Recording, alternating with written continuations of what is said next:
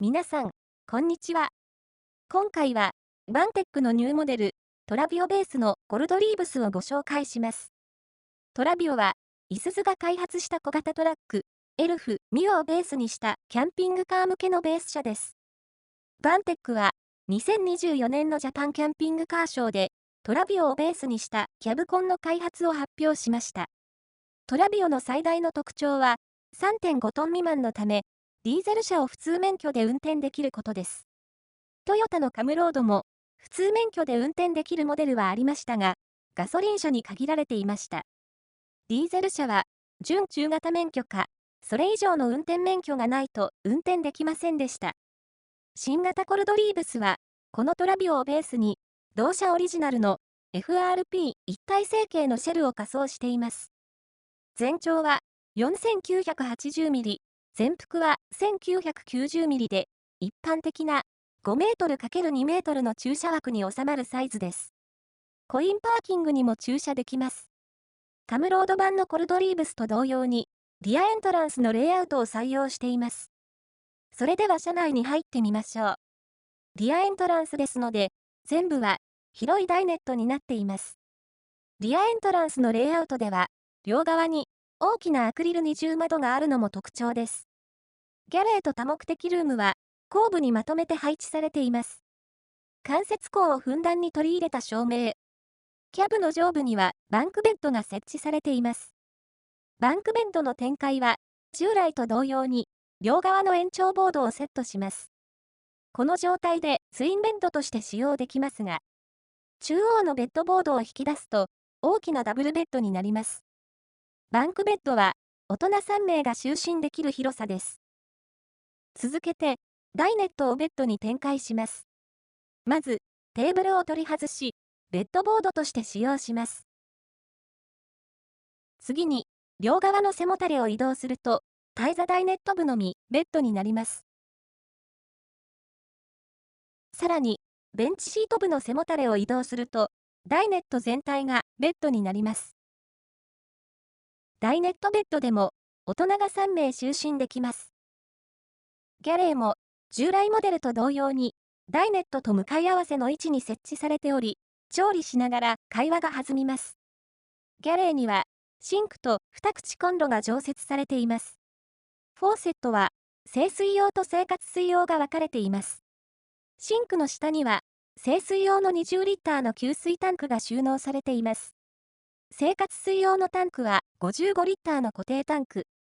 排水タンクは44リッターです。ギャレー上部のレンジフードは、活性炭フィルターを備えた循環式を採用しており、外部排気は不要です。ギャレーの背面には、カウンターと収納があり、調理がスムースにできます。カウンターの上部にはオーバーヘッド収納を設置。カウンターキャビネットにも大容量の収納があります。この収納には車外からもアクセスできます。調理用具などを収納しておくと、キャンプなどで車外で使用する場合にも便利でしょう。ここには、オプションで83リッターの冷蔵庫が設置できます。この冷蔵庫は両開きで、ギャレー側からも、ダイネット側からもアクセスできます。電子レンジもオプションで、ギャレーキャビネットに設置できます。ここは多目的ルーム。ポータブルトイレやラップ式トイレを設置してトイレルームにできます。オプションで温水シャワーも設置できます。FF ヒーターの吹き出し口も設置されていますので、トイレやシャワー時に寒い思いをすることはありません。多目的ルームには車外からも直接アクセスできます。スキーウェアなど濡れた衣類などを車外から直接積み込めます。ここには温水用のボイラーが設置されています。収納を見てみましょう。これはダイネット上部に設置されているオーバーヘッド収納。冷蔵庫の上部にも収納が用意されています。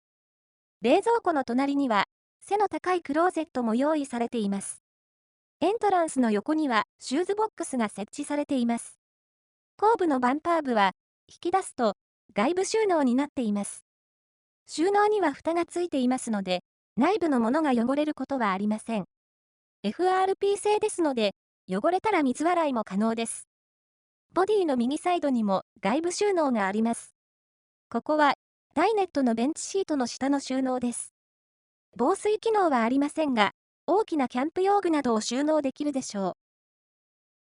空調は、家庭用セパレートエアコンを標準装備。室外機は、車体右サイドの後輪の上部に設置されています。トラビオベースのコルドリーブスでは、ダイネットスペースに床暖房が標準装備されます。伝送系は、イリスの新バージョン、イリスミーを新開発。標準で 8000Wh、オプションで最大 16000Wh の大容量リチウムイオンバッテリーシステムです。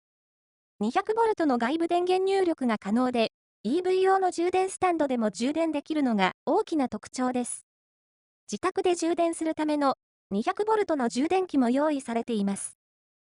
オプションで最大 1090W のソーラーシステムを搭載可能。イリス、ミーで効率よく充電できます。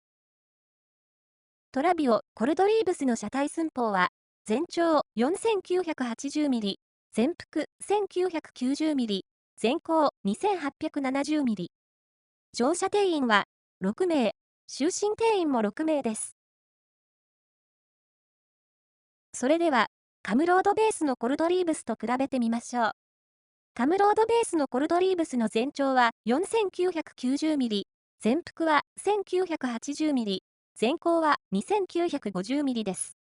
トラビオ、コルドリーブスは、カムロード、コルドリーブスに比べて、全長は 10mm 短く、全幅は 10mm 広く、全高は 80mm 低いことになります。カムロードのエンジンとミッションは、2.2 リッター、ディーゼルターボ、6速 AT。トラビオは 1.9 リッターディーゼルターボ、6速 AT で、排気量はカムロードより小さくなっています。ただし、トルクは、カムロードベースは300ニュートンメートルですが、トラビオベースの方は320ニュートンメートルですので、トラビオベースの方も出だしの力強さは十分と思われます。そして、これは最も大きな相違点ですが、カムロードベースでは 4WD がありますが、トラビオベースでは 2WD しか選択できません。さらに、両車とも後輪はダブルタイヤですが、カムロードがワイドトレッドに対し、トラビオは標準トレッドになります。後輪がボディの内側に入り込んでいるのがわかります。それでは車内を比較してみましょう。こちらはトラビオ、コルドリーブス。トラビオ、コルドリーブスはこのインテリアカラーのみですが、カムロード、コルドリーブスでは、このシックなダームブラウンと明るいイメージのライトブラウンが選択できます。これはカムロードベースのダームブラウンインテリアです。こちらはカムロードベースのルーフと照明。トラビオベースでは豪華でムーディーな照明になりました。こちらはカムロードベースのダイネット。トラビオベースのダイネットもほぼ同じです。カップホルダーはどちらもオプションです。こちらはカムロードベースのバンクベッド。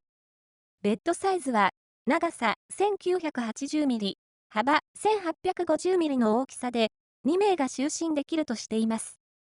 こちらはトラビオベースのバンクベッド。公式のベッドサイズが発表されていませんが、こちらは3名が就寝できるとしています。こちらはカムロードベースのダイネットベッド。ベッドサイズは長さ 1900mm、幅 1850mm で、家庭用ではキングサイズベッド以上の大きさです。ここでは3名が就寝できます。こちらはトラビオベースのダイネットベッド。ベッドサイズはこちらも発表されていませんが、3名が就寝できます。こちらはカムロード、コルドリーブスのギャレー。どちらも常設2口コンロを標準装備。こちらはトラビオ、コルドリーブスのギャレー。同様に、清水と生活水が分かれています。冷蔵庫やクローゼットの配置も同じです。冷蔵庫は引き続きオプションです。カムロードベースの多目的ルーム。こちらはトラビオベースの多目的ルーム。どちらも温水シャワーがオプションで設置できます。外部収納は大きく異なります。こちらはカムロード、コルドリーブスの左サイドの大きな外部収納ですが、残念ながらトラビオベースではこの収納はなくなってしまいました。その代わり、最後部にスライド式の外部収納が設置されています。空調はどちらも家庭用エアコンが標準装備されますが、トラビオ、コルドリーブスには床暖房が標準装備されました。伝送系は、カムロードベースでは、エコフローのポータブル電源をベースにした 6000Wh のイリスを選択できました。